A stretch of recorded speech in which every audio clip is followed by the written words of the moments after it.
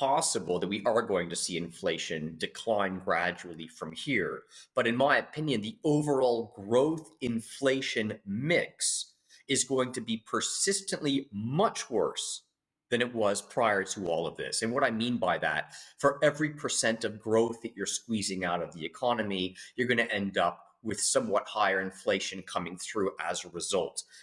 So that's going to be a long-term hangover, which is going to weigh long-term on stock market valuations. Whether in an inflationary environment, stock market prices decline substantially is a bit more difficult to predict. But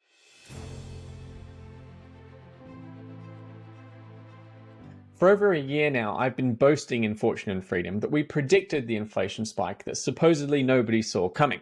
But the truth is that my guest today, John Butler, was the one who saw it coming way back in May of 2021. John, thanks for coming back on. I want to dig into the future today, but in order to do so, I think we've got to uncover what allowed you to predict the inflation spike back in 2021. And it's all about producer prices, not consumer prices, as I remember anyway. very much so. That is, I regarded coronavirus and more specifically the policy responses to the pandemic. I saw them as a combination of a negative supply shock, that is, artificial constraints in the supply chain due to various forms of lockdown across the world. However, combined with a lot of money being thrown around by governments to support demand and applying a classic Milton Friedman monetarist analysis, constrained supply plus ample liquidity to support demand was a recipe for sharply higher prices. And sure enough, you began to see it creeping into supply chains by the spring of 2021. Producer prices really started to pick up. And it was just not only clear to me, but I drew the analysis out to a level that most others weren't willing to go to. That is, I was basically saying that it'll be a miracle if inflation doesn't spike into the double digits at some point. But sure enough, it happened pretty damn quickly after that. I was kind of surprised then just how quickly also consumer prices began to rise as companies began to push some of those price pressures through to the consumer. How would you apportion the blame between the idea of lockdowns causing a supply shock and producer prices spiking versus a monetary stimulus, fiscal stimulus, triggering too much demand? Whose fault is it between the two? Well, I mean, you could say it's the same set of characters kind of working on both sides. That is, we live in this strange age where fiscal and monetary policy are uniquely strongly correlated. Which is kind of an implied effect of essentially zero interest rates. And the amount of policy coordination you get or you've had and you've seen post 2008 between monetary and fiscal policy is very, very high in a historical comparison. So, in a way, you're assigning blame to the same group. Now, that said, if we're going to look at specific actions, I would actually say the supply chain is more important. It's more subtle, but it's more important. Because in theory, a lot of the money that was thrown around on the demand side, it could have been saved. Some of it was saved. But supply constraints are supply constraints. And when you're talking supply constraints, when it comes to basic consumer goods, food, clothing, things like this, then there's no avoiding it, right? That's going to show up as inflation, even amidst a stable set of monetary conditions, right? So I think it may be more difficult to analyze in detail, but that to me is ultimately the bigger culprit here. All that toilet paper hoarding suddenly doesn't look so bad when suddenly the price of toilet paper is exploding in double digits, as you say. With that in the back of our minds, this idea that producer price inflation led consumer price inflation, and that was the big hint of what was coming. Let's turn to the recent inflation data, especially in the US, where we had this big inflation spike. It almost got to double digits. But recently, things have changed, right? Yes, they have. And to be fair, producer prices do not lead consumer prices with a stable lag. They never have, and in my opinion, they never will. And the simplest explanation for that is that companies, and this varies a lot by industry, and then within industries by individual companies, They don't simply pass along price pressure increases to consumers in any mechanical way. There are always decisions being made. Some contracts are long term fixed price contracts. And if the spot price of an input cost goes up, that company is not necessarily under pressure to pass it along at all, perhaps for a year or more. However, in many industries, the spot price is where the liquidity is, and then you'll get things passed along much more quickly.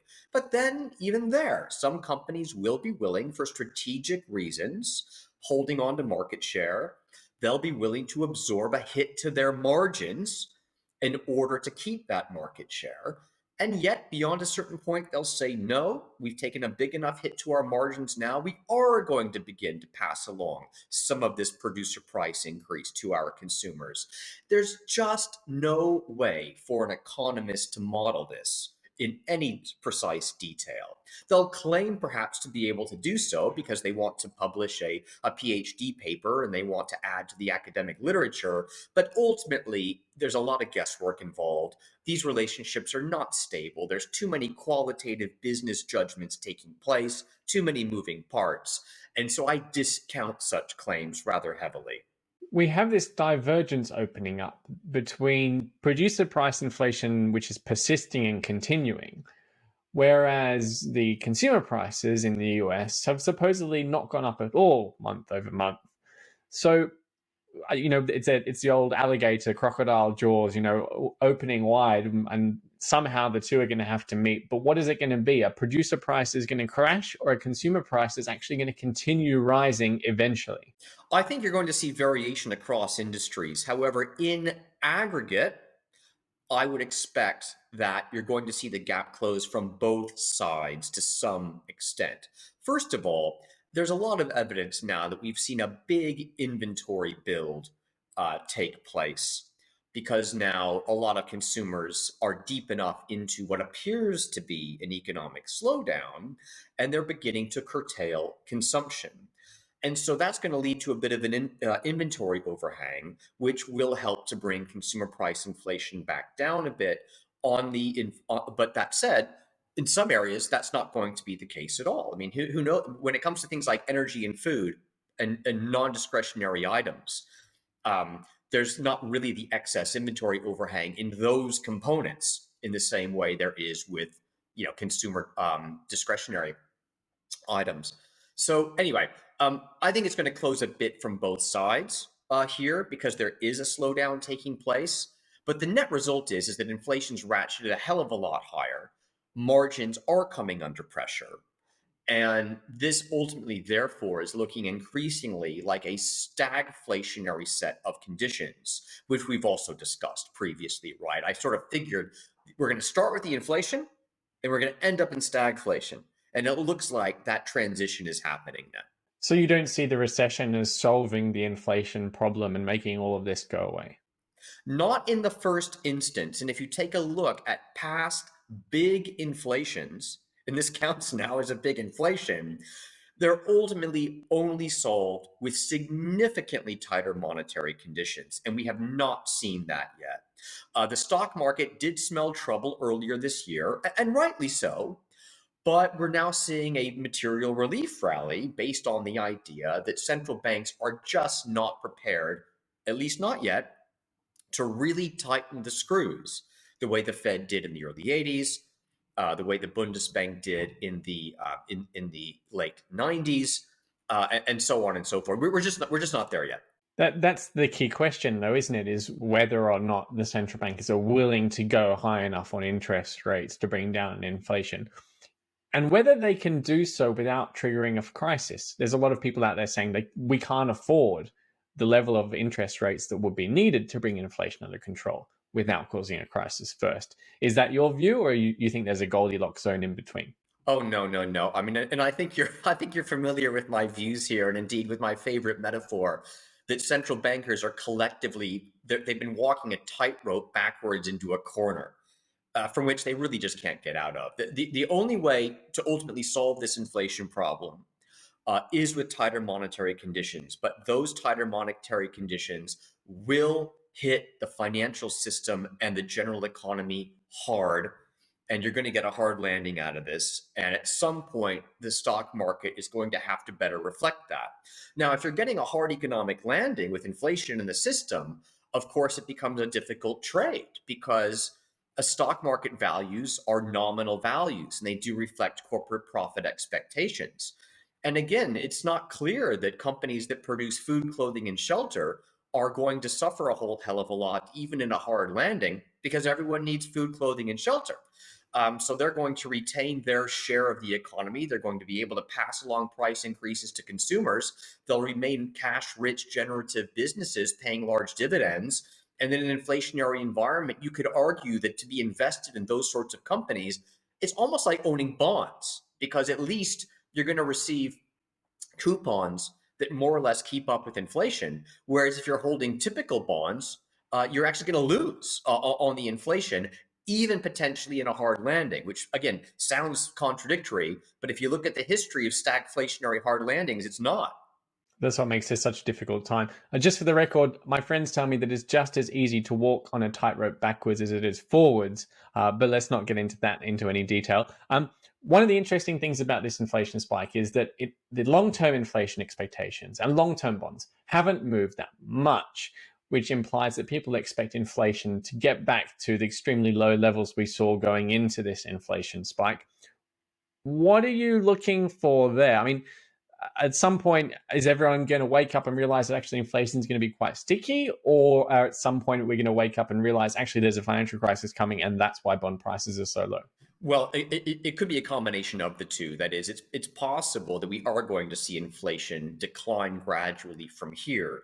But in my opinion, the overall growth inflation mix is going to be persistently much worse than it was prior to all of this. And what I mean by that, for every percent of growth that you're squeezing out of the economy, you're going to end up with somewhat higher inflation coming through as a result. So that's going to be a long-term hangover, which is going to weigh long-term on stock market valuations. Whether in an inflationary environment, stock market prices decline substantially is a bit more difficult to predict. But price earnings ratios are going to come way down. Uh, Enterprise values to EBITDA, for those who prefer that ratio, it's going to come way down.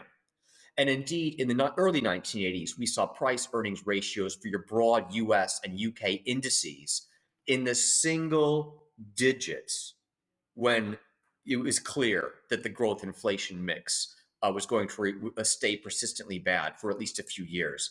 I think that's what we're going to be looking at this time around. So inflation may peak soon. We may be seeing the peak soon, but it's not going to decline as fast as the market currently implies, in my opinion. Yet growth will be weaker than current stock market valuations imply, in my opinion.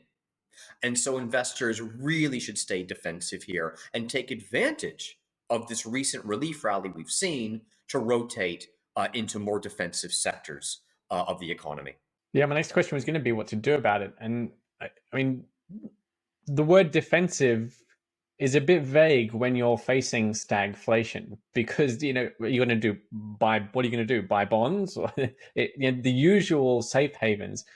And what really worries me about this time round is that there don't seem to be any really undervalued assets out there. So, for example, property is supposed to be a good investment during inflation, but properties started turning down because it's so overvalued. And so many other opportunities out there that historically you would look to during periods of inflation or stagflation. They're all over, well, most of them that I can find are overvalued, which does not bode well for people who buy them to try and stay defensive. So, what are some places that you're looking at that are not encountering that problem? Yes, absolutely. And to be honest, I've been writing about this all year because I think it is such an important topic. Defensive in a stagflationary world means something quite different than defensive in a more normal world, as it were.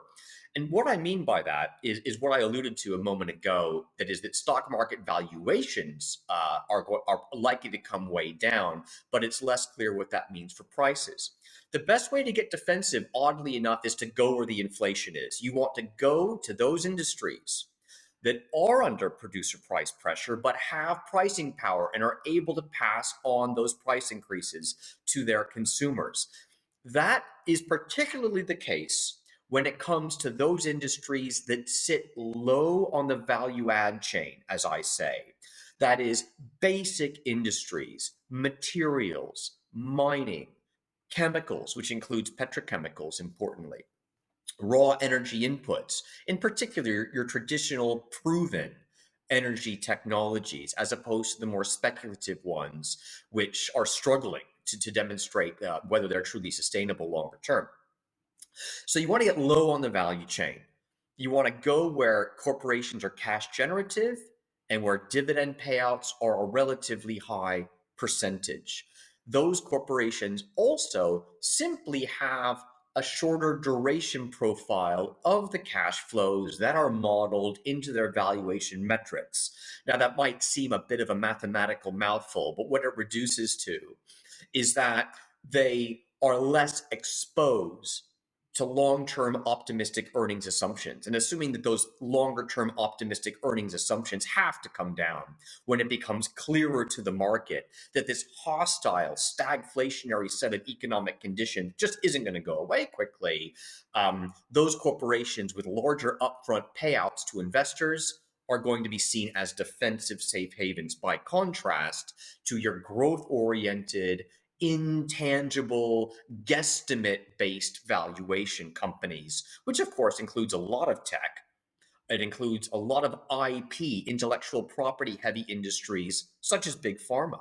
I think those are the areas to avoid. And that also includes financials, who are really going to be in the eye of the storm at some point when the storm finally gathers down the road. Yeah, I think there's a lot of investing conventional wisdom that's been sort of turned upside down. The financials are a good example because they usually perform well during interest rate increasing environments, but that's not necessarily the case during stagflation because of the policy mix. John, thanks very much for joining us, and to everyone home, thanks for listening.